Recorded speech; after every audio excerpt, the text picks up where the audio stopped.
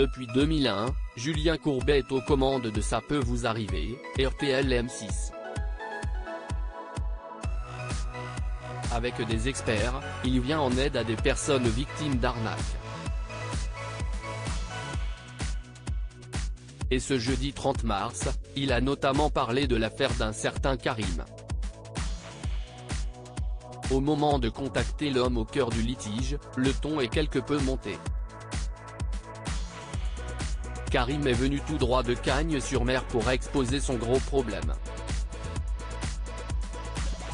Le chauffeur poids lourd et son épouse ont fait le choix d'économiser et d'emprunter pour acheter une maison pour leur famille d'une valeur de 334 000 €. Un logement qui se trouvait sur le Bon Coin. Le couple a fait plusieurs visites et a été charmé par l'endroit qui était en vente location. On a un bouquet initial, après on a une mensualité tous le mois et à la fin de cette mensualité, on est propriétaire, a expliqué le père de famille. Fin juillet début août, alors que son notaire était en vacances, le vendeur, qui souhaitait vendre rapidement son bien, lui a conseillé d'aller en agence pour faire le contrat. Il a su par la suite que la maison était en fait hypothéquée et que l'ancien propriétaire ne pouvait en réalité pas la vendre. Mais Karim lui avait déjà versé 38 000 € en chèque. Karim a été faire des chèques sans mettre l'ordre et du coup, ce n'est pas du tout parti dans l'achat de la maison. Et surtout il va découvrir que la maison, il ne pouvait pas la vendre, a précisé Julien Courbet. Son invité s'est donc fait avoir. Un échange tendu, le vendeur était en réalité multiplement endetté et s'est servi de l'argent pour sa famille et lui.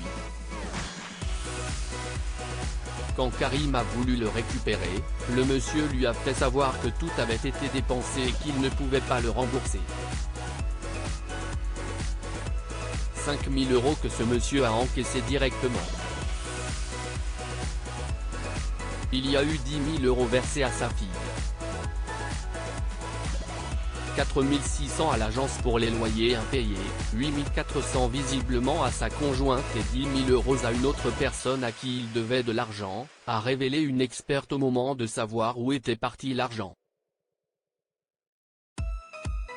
Les négociateurs ont réussi à joindre l'homme en question en direct, un certain Michel. Julien Courbet lui a expliqué la situation. Le monsieur s'est dit tout aussi plombé que Karim car il devait rembourser des personnes. Puis, il a avoué qu'il avait demandé de l'argent à Karim pour régler ses dettes. « J'admire votre franchise », a répondu le présentateur. En revanche, l'ancien propriétaire a assuré qu'il avait payé l'hypothèque, une information niée par les experts en plateau. Et il a expliqué qu'il ne savait pas que Karim ne pourrait pas prendre possession de sa maison. Si y est un accident, il fallait qu'il continue à payer, a-t-il martelé. Agacé, Julien Courbet lui a demandé pour quelle raison il avait donné 10 000 € à sa fille alors que seule sa femme et lui étaient propriétaires. Parce qu'elle m'avait prêté 10 000, a-t-il répondu. Et le mari de Catherine de poursuivre, toujours énervé, donc si est bien ce que je vous dis. Vous avez pris l'argent de Karim pour essayer d'éponger les dettes que vous aviez. Donc dès le départ, vous saviez que vous étiez en train de faire une magouille. Michel a assuré qu'il ne s'agissait pas d'une magouille et que si est Karim qui n'a simplement pas souhaité continuer à payer. Mais il n'avait pas le droit monsieur, a lancé Julien Courbet. Et de préciser que Karim allait attaquer sa fille en justice. Quand il a tenté de savoir son nom, le monsieur n'a pas souhaité répondre et il a fait savoir que seul un tribunal pouvait s'en occuper. Si est ce qu'on dit quand on ne paie pas les gens. Nous, aujourd'hui, Karim est venu témoigner.